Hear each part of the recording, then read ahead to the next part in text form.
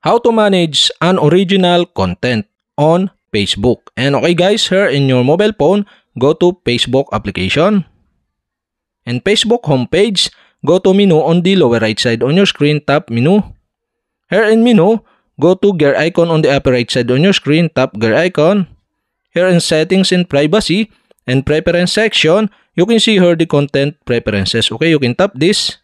And now you can see here in content preferences, the manage default. So you can manage the content we take action on so people are less likely to see it. Okay, you'll have to do is tap the manage default.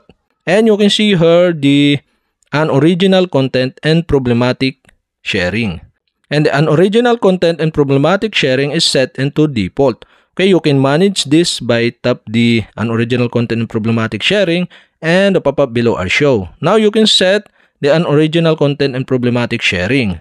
Okay, you can set into show more, default, or you can set into show less. So I decide to set into show less. After that, tap the save button. And another, okay, you may see less posts from source that share the same post many times. News articles with content that copied from other report. Posts from page that have shared an original content in the past. So okay, you'll have to do is tap the OK button.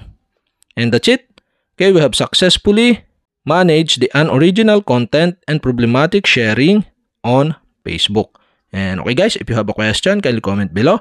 And don't forget to hit the subscribe button and the bell to notify you if I have new video. Okay, thanks for watching.